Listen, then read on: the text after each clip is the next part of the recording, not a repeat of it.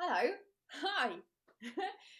Good day to everybody who is joining me today. I can already see that Justine is here and cooking along.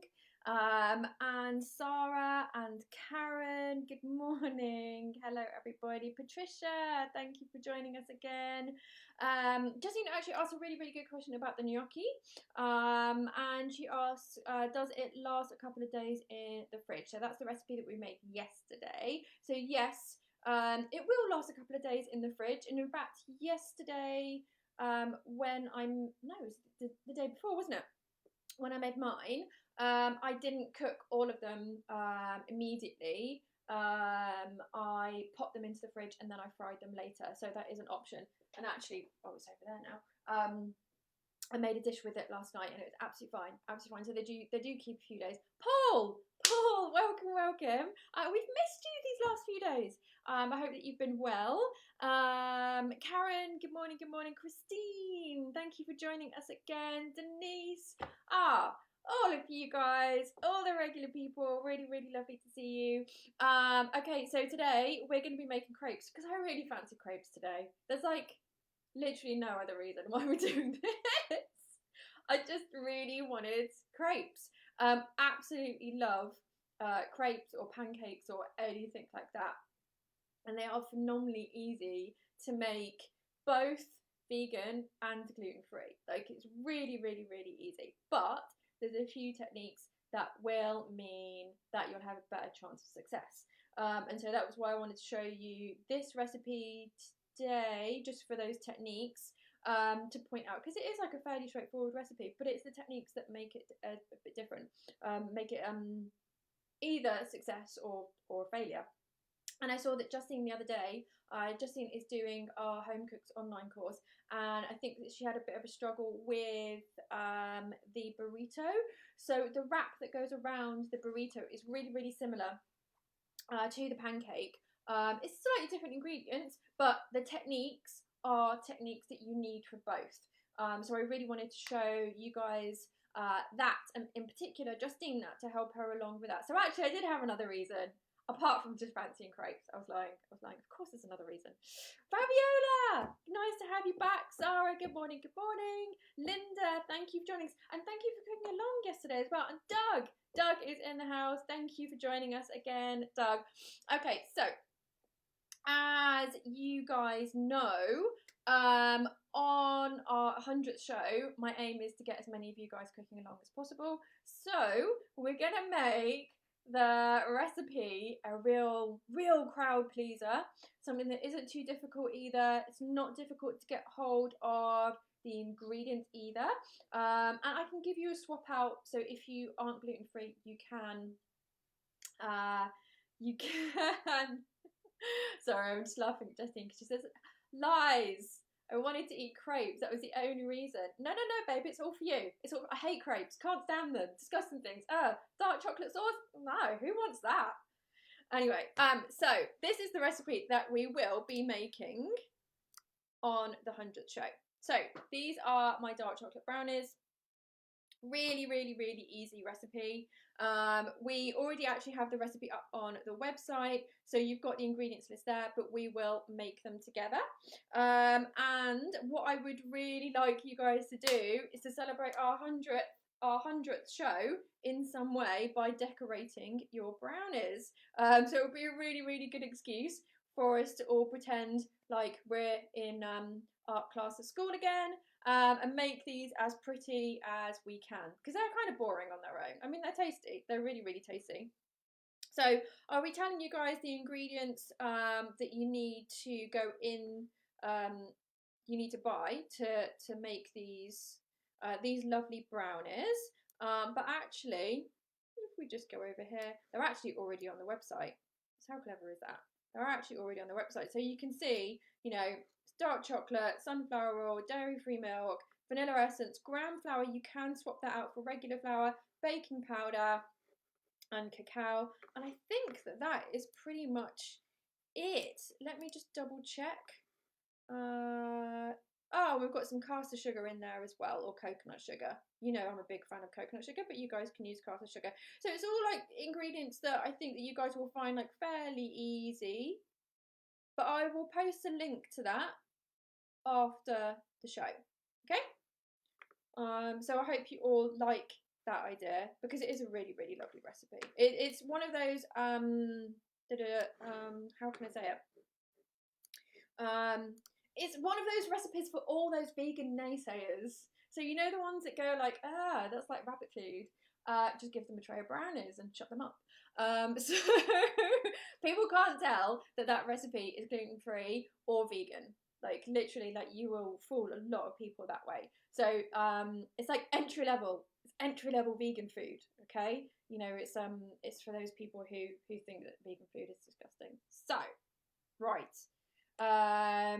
Okay, I'm glad that you guys are excited about that. Good. So we'll all have a tray of brownies at the end of it. How good's that going to be? Right. Okay, so on to today's recipe. So this is what I'll be making today. Virginia, good morning. Thank you for joining us. So we're making this crepe recipe with chocolate sauce. So as you can see there, the crepes are fairly thin. So I'm going to show you a technique for making sure that they do actually stay thin and we don't get big, thick pancakes. We don't want that. We want them to be thin. James, thank you for joining us again. And in the picture, you'll see that I have some ice cream on there and berries. I ate all of my berries yesterday, which was a bit silly of me, but they were so nice. So they didn't last very long in my house, I'm afraid. So I am going to be just putting the chocolate sauce onto mine, but if you guys have berries at home, then please do add them. It's a really, really lovely combination. If you have any ice cream, also a really, really good combination. So yesterday we had our cobbler and I made a cream to go with it, and I just wanted to show this to you guys, and I can even just like tell you what the recipe is. So this is a cardamom cream, and I'm gonna have this with my pancakes today. Actually, let me just bring you to the overhead cam, and then you can see. So this is just a cashew cream. So cashews soaked in water, rinsed, and then I added water to them, blended it in a high-speed blender until smooth with some ground cardamom. So the cardamom goes really, really well with the apple. And I'm a really big fan of cardamom, but I use ground cardamom already, like, so it's already like pre-ground rather than grinding it myself, because it can be quite difficult to grind cardamom into a fine powder, and that's what I wanted for this recipe. But this is just a really, really simple cashew cream. I did add a little bit of syrup as well. So you know, that went really, really well with our cobbler that we made yesterday. But it's also going to go really, really well on our pancakes today. Okay, so let's get started. Virginia says it's become a tuna chickpea junkie. So that was actually a recipe that the lovely Nikki made for us. So you guys can check back over our videos and you can find that. And Natalia, hello. And Colleen says she's already guessed what is underneath our rainbow. You're nearly there. Okay, so before we do anything, we are going to put our pan on to heat. So this is usually something that makes your pancakes not go too well, because your pan isn't on a high enough heat.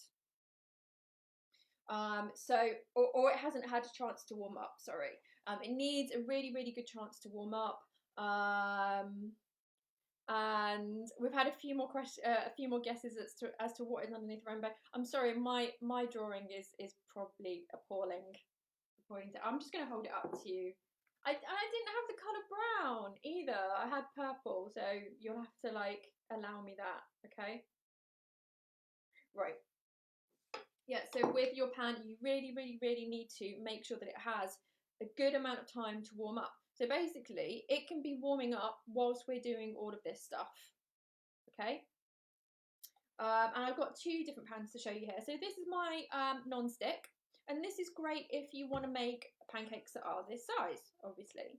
Colleen, yes, you guessed, it's your 100th anniversary birthday brownies. There we go. I'm so sorry about my drawing, but you guessed it anyway because you're a pro. So yeah, so that's with our 100th birthday candles on it. So you guys can decorate them. You can decorate them with happy 100th birthday, or with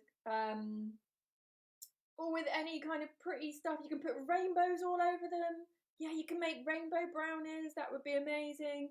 Any way that I can make you guys be creative and have fun and be playful and pretend that we're kids in an art class again, because I think that is the way that we get more people cooking, is just to release like our creative, like playful side. Because you remember what it was like when you were a kid, and you have like paints everywhere and you make a picture and you just wouldn't care what it looked like. You were having fun and you were just like getting really messy, getting your hands involved, you know, all of that sort of stuff. So we want to do that again by getting you guys to make the most colourful, the most fun, the most celebratory brownies that we can make together. Okay, so we will all be making the same recipe. We're making the brownie recipe, which is really nice that we're making that together, but I want you to impart your own individual creativeness on it.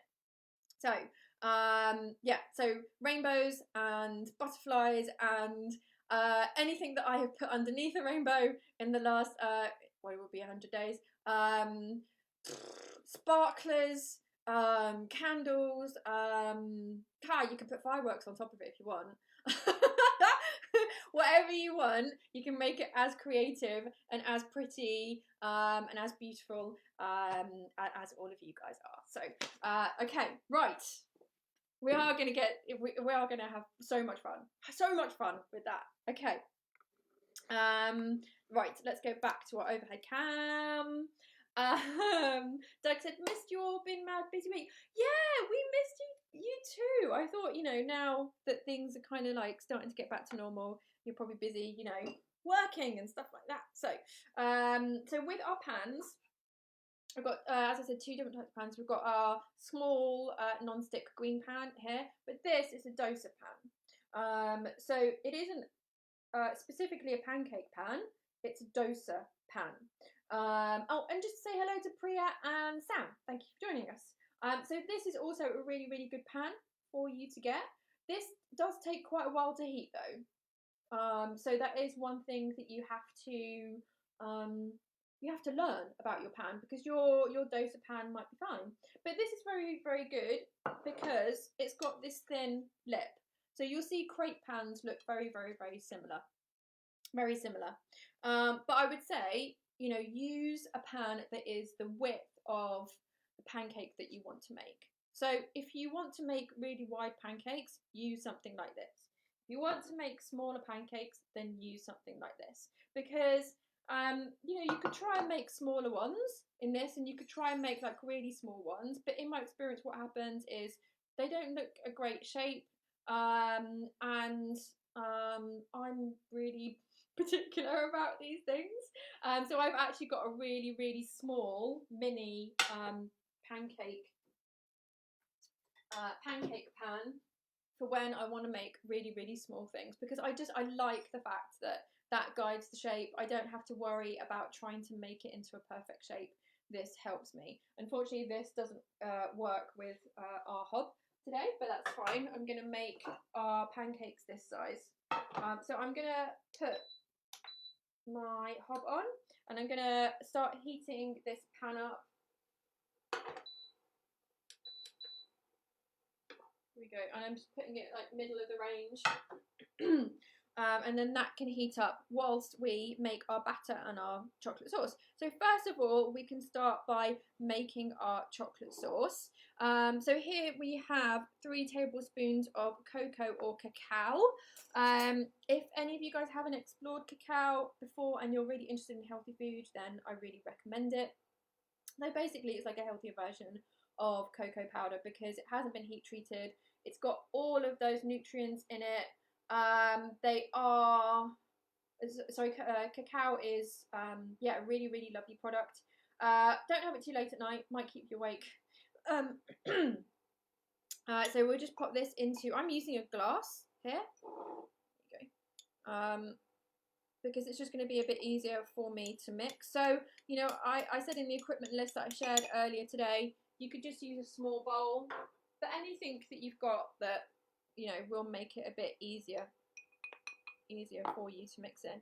And then we just need 1 tablespoon of our water, and we've got 3 tablespoons of syrup here. So let me just grab my, there it is, my tablespoon measure, because we'll need that for the water. So we'll just put our syrup into here. So you guys can use whatever syrup you want to use. If you're adding something like a date syrup, then that will probably affect the taste. It will make it richer. It's not necessarily going to be a bad thing at all. Just date is the one fruit syrup that actually has a very distinctive flavour. Very distinctive. And of course, you know, something like molasses as well. That's another one that has a very distinctive flavour. Okay, so we can start mixing this in. And don't go mad with this, okay? Don't just start like flinging it around like that, because what's going to happen is the cocoa is going to go everywhere. Everywhere. Okay, so Doug says mostly I've missed that Bart Simpson laugh. Who are you talking about? Who is it? Me? Do I have a Bart Simpson laugh? See, I had always really identified with Lisa. I think a lot of you guys probably did the same. Probably did it, not just because of like the vegan vegetarian thing. There you go. Oh, Colleen says that she's using agave. That's absolutely fine. That's absolutely fine. Okay, so once it gets to this stage, I can be a bit less delicate with it. But as you can see, it's like it's really, really quite thick, and that's why we need to add the water, because we want it a sauce. As it stands, that would make a really lovely cake topping. This is the most ridiculously easy cake topping in the world as well. But we want it to be more of a sauce rather than super, super thick. So I'll just add a tablespoon of water. And sorry, Denise asked me a question. What kind of syrup? Is it maple syrup? So the one that I added is rice syrup. Rice syrup. Yeah, that's it. That's it. And so Louisa is actually being our admin for today. So hello, Louisa. And she's off to Sicily soon. So we're all incredibly jealous about that. When are you off to Italy? Sicily, babe, can you let us know? Because I have to admit that I've forgotten. Oh, George says, as a Canadian, it has to be maple syrup. Okay. I can absolutely understand your national pride about that, because maple syrup is absolutely amazing. I mean, of course, you're going to get like quite a strong maple flavour. And I have to say that, unfortunately, George, maple syrup is blooming expensive in this country. Really expensive in this country. So, yeah, especially the organic one as well. You know, because I like to get organic. Okay, so there we go. It's loosened up quite a lot now. There we go. And that's what we want. Okay, so I can feel that this is already a bit too hot, so I'm going to bring this down a bit. Whew. Okay, right, the smoke alarm may go off any second, so beware. Beware, everybody. Be prepared. Right, okay, so now I can just set that to one side and we can start to make our batter. Okay, so we'll mix our flours. So we have tapioca. There you go. Excuse me just a second, you guys. There we go. Right. And actually, I'm just going to open the door.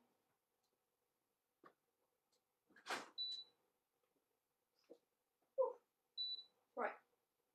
Okay. Sorry, I'm back now. So we've got our tapioca flour or potato starch here.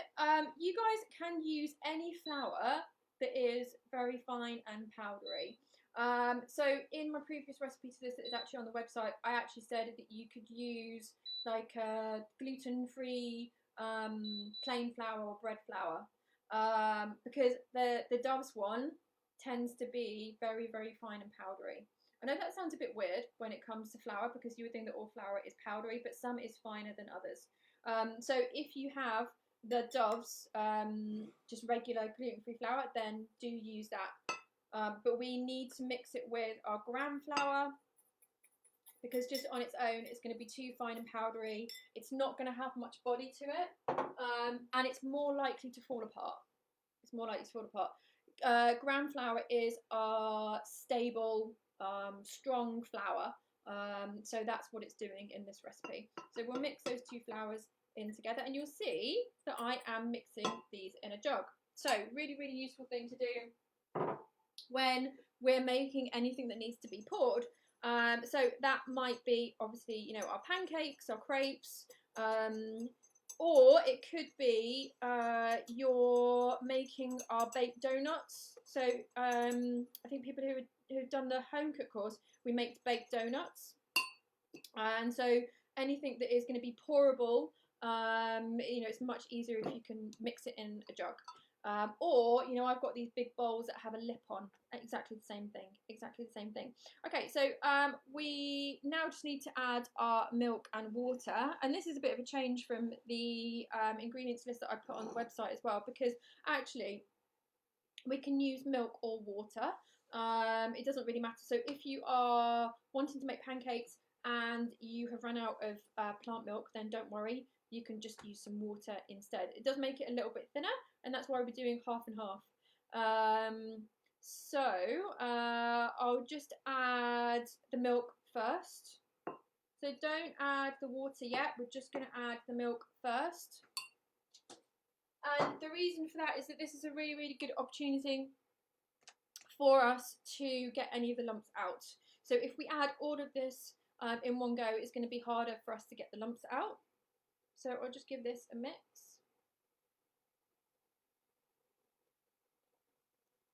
And so we are aiming to make quite a thin batter because we want our crepes to be thin. So if you want your crepes to be thick, then just leave it as it is. You know, don't add the water. Okay, so Patricia says, I just realised I don't have enough milk. Just make it up with water. Yeah, absolutely. Thank you for pointing that out, Colleen. Just make it up with water. So gram flour does thicken over time. So when you first mix it in, it might feel a bit thin, but it will thicken. It will thicken. Okay, and now let me just see how this is doing. Oh shit. Sorry. I hope nobody heard that. Whoops. Right. Panic over. Now I'm just going to add the water, but just bit by bit. So I've added about a third, and I'll mix that in.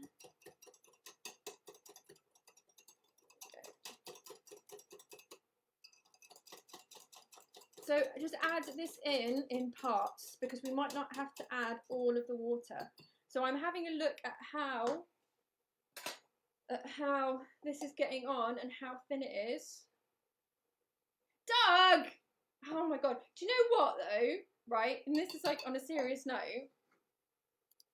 Right? Because I said that, when I share this on Facebook, they might end up taking it down. Do you think? I've done so well. Like, it's like the 90th show and I haven't sworn once until today. Damn it. Oh, so annoyed with myself. Okay. So, Collins, no, you didn't. You didn't hear it. You didn't hear it. You didn't hear anything. I didn't say anything. I did say sugar. Exactly. So at the moment, my pancake is thin enough, sorry, thin enough. So I'm just going to go with this now. So I've only added about a third of that water. But if this was like standing out on the side, I would need to add more water, because if it was standing out on the side for like 10 minutes, then it may well thicken more. So we'd need to add more water, but we need it to be like this. Actually, let me bring you guys to this angle. There you go. You see, it's very runny. It's very runny. And that's what we want. Okay. You guys. Right, okay, so let's, oh, we don't need this anymore. Put that over there. And we'll bring our pan a bit closer.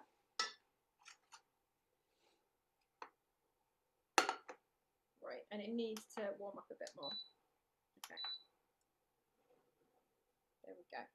Okay, so basically I put my pan over to the side, and stupidly it has a bit of plastic along here, so because the hot pan melted the plastic.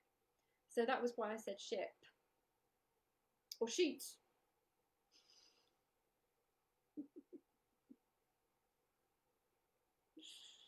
Oh, where did you move to actually, Patricia? So you lived in London for 15 years and yeah, just moved outside. It is so expensive, so expensive. Okay, so we're getting this up to a nice heat, and I'm really playing around with the heat here because I don't want it to be too hot, but it needs to be hot enough. You get to know that the more you do it. This is a bit of a kind of like a trial and error thing, especially, you know, because different pans conduct heat in a different way. Some are super, super, super conductive, others not so much. Okay, so I've got my oil in a bottle like this so that I can just add drips. So we're not going to drown the pancake in, drown the crepe in oil. So we can just put a few dots on here. And really, this depends on your pan, because this is fairly new pan, so it should be okay. So I just added like a tiny amount. You may, if you have a really good non-stick, then you might not even need to add that. Okay, so I'm gonna add my crepe mixture to the pan, but when I do that, I'm going to tilt the pan. Okay, so this is something that will mean that it's going to be fairly thin.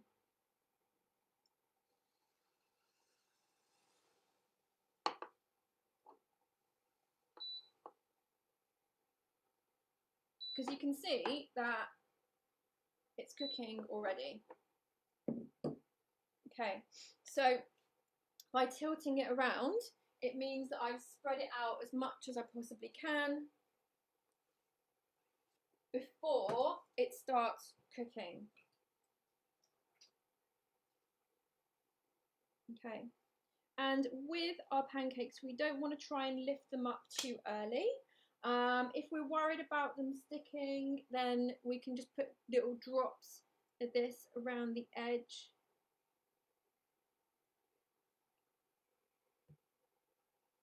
And then that can help with releasing it from the bottom.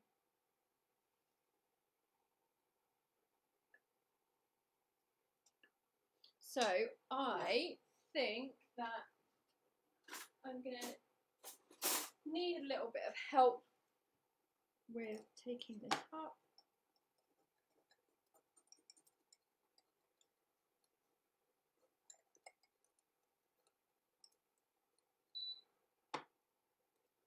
There we go.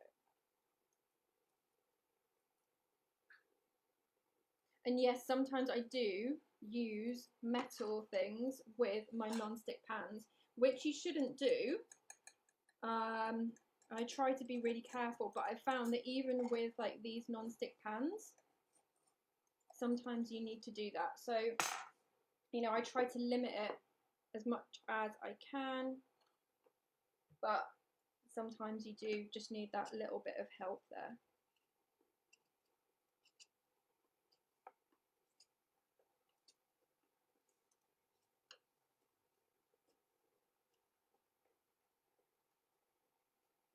And as you can see, with the first one, it can be really, really, really difficult. In fact, I think I might have to let this one go.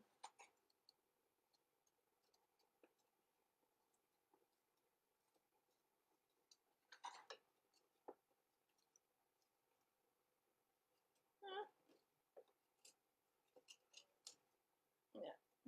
Right, I'm going to let this one go.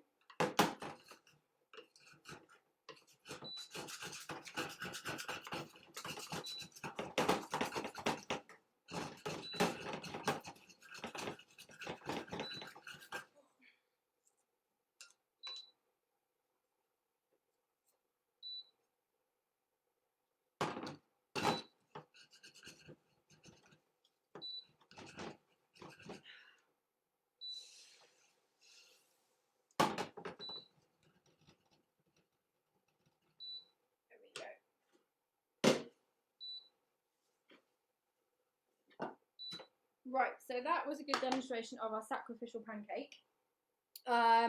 And it was because I was got too flustered with swearing. Gloria, I'm really glad that you weren't here to see me swearing. Okay, right, so heating this pan up, and I do need it to be hot for a while, so I'm just really gonna give it a bit of time. Denise said, "Is Kyle here today?" No, I haven't. We haven't seen him yet. There we go. Yeah, the sacrificial crepe. Oh, sorry. Colleen said, "Is there an approximate measure of how much to pour out, or does it depend? Does it depend on the pan?" Yeah, it depends on the width of the pan. It depends on the width of the pan. So you know, obviously, if you have a wide pan, you're going to need more, but you just want to make it as thin as possible. Basically, that's what we're going for, as thin as possible.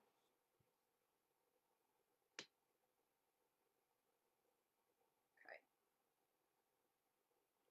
try again. So I'm just moving the oil around, seeing if we can get a nice even coat of oil.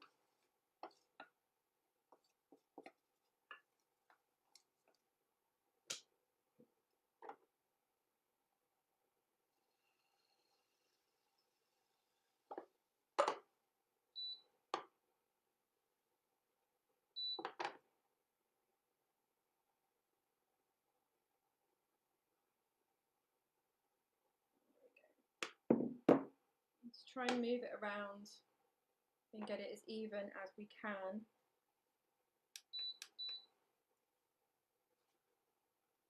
Okay, and fingers crossed for this one. Just see if we've got any more questions. Right, okay. Ghost pancakes, they're adorable. Adorable. Justine said flip it in the air. No. Denise asked, is sunflower okay to use? Absolutely. So any type of oil that you want to use that is neutral tasting, basically, would be a really, really great thing. There we go.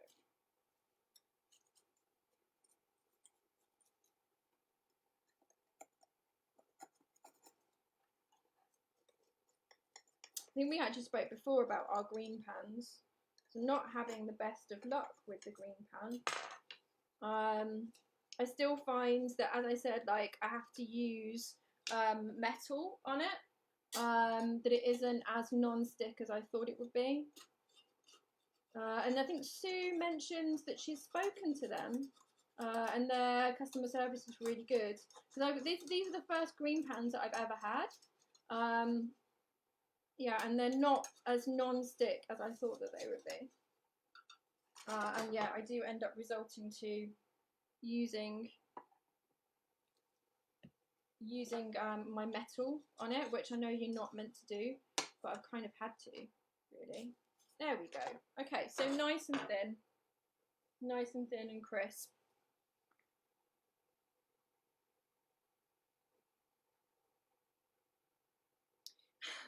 Justine said you would probably say ship again if you drop the pancake. Yes, I would. Definitely. Right, okay, so if I imagine that you are going to make more than one pancake, and so have your plate at the ready, and also have a tea towel. So we can just pop a tea towel over our pancakes to keep them warm whilst we make the rest of them. If you have multiple pans, then you could just use multiple pans. But quite often, like, you know, we don't have multiple non-stick pans in our house.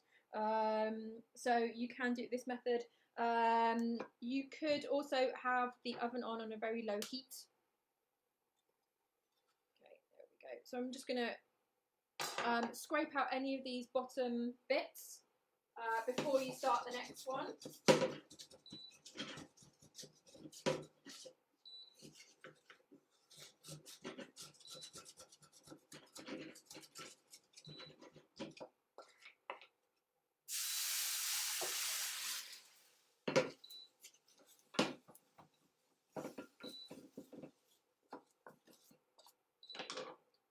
So just be sure to do that because we don't want any of these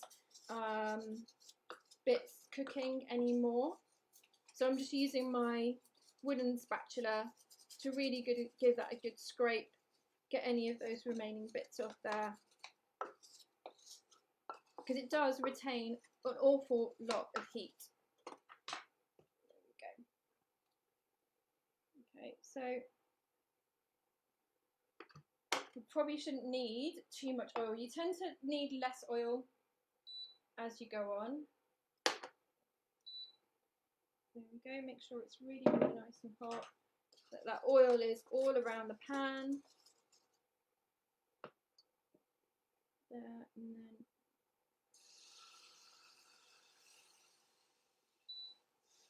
there we go.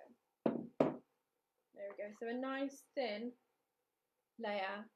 And with that heat, it will really create those bubbles as well, which is great, Christine says, loving the off-screen sounds. Yes, of me scraping the pans.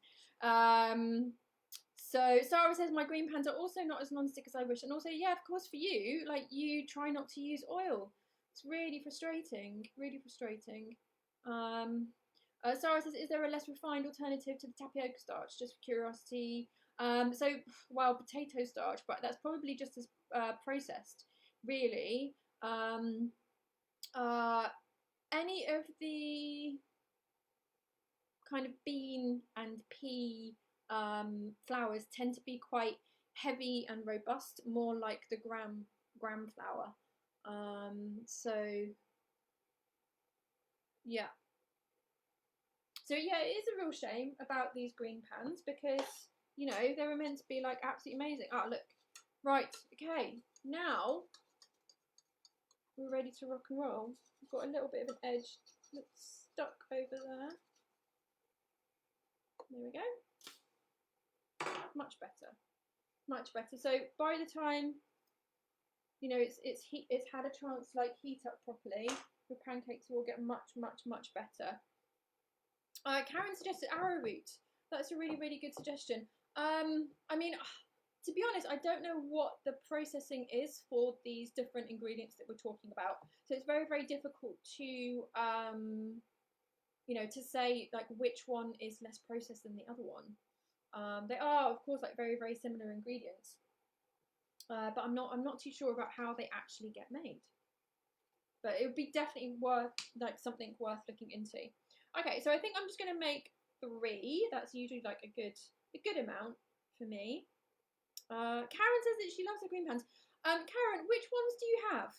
Is it frying pans like this, or do you have the saucepans? It would be really, really good to know. Sarah says, if we want to make them savoury, do we omit the syrup? Well, actually, we don't put any syrup in the pancakes. The syrup went into the chocolate sauce. So the actual crepes, sorry, I keep saying pancakes when I mean crepes. The actual crepes themselves don't have any sweetness in them.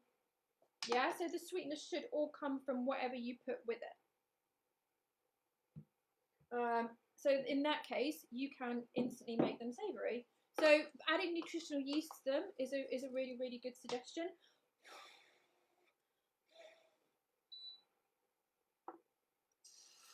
You know, and things like garlic powder, onion powder, stock powder to the base, just to, you know, make it a bit more interesting. Some herbs like thyme would be lovely, rosemary, anything like that. The amounts wouldn't change, and the amounts wouldn't change. So same amount of flour, same amount of milk and water. Yeah. And Jules said that one looks fabulous. Yes, finally. Finally. And Colleen said, has anyone tried the hex clad pans? No, I haven't heard of those either. They sound interesting. Not exactly the name that I would have chosen. But, you know,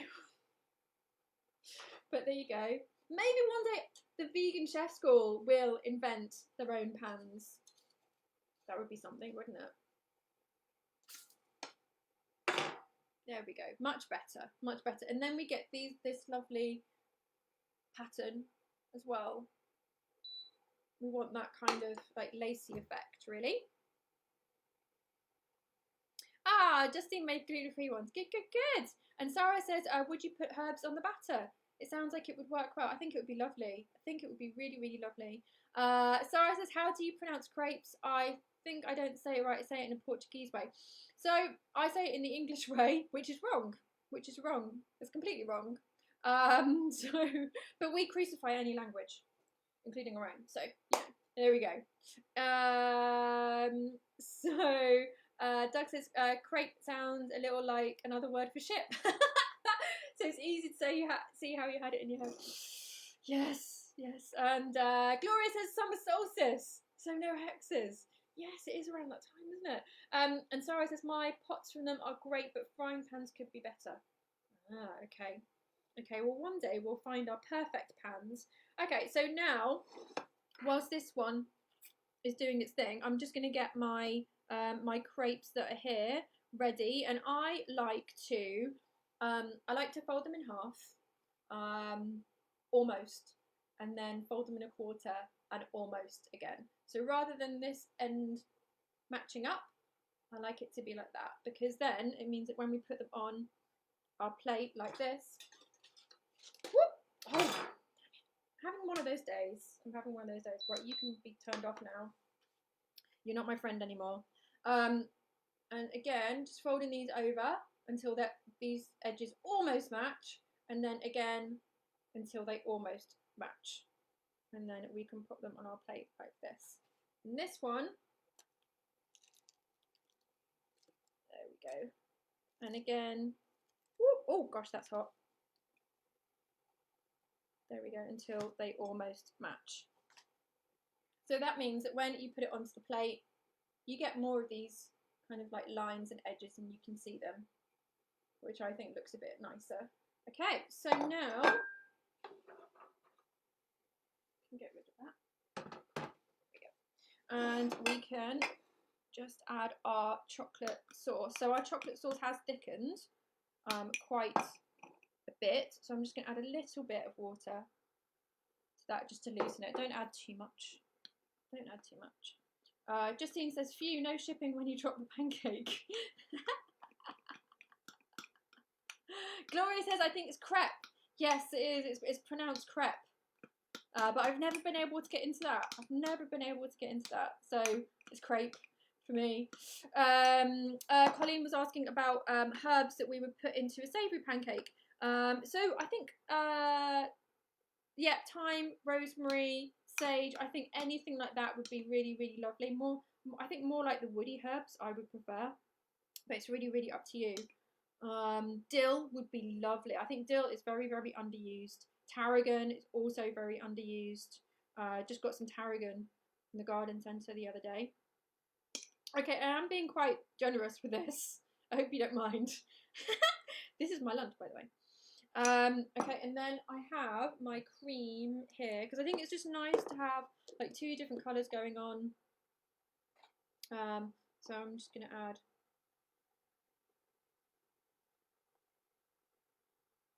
some dots of this.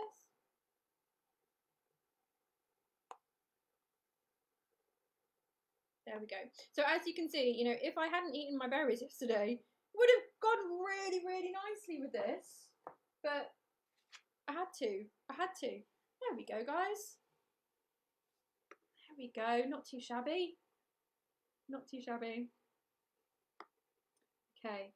So, oh, you were talking about using lavender. Yeah, lavender is really, really lovely. But one word of warning, guys, with lavender, that's one of the ingredients that we have to use very, very carefully because it can really overpower, just in the same way that rose can.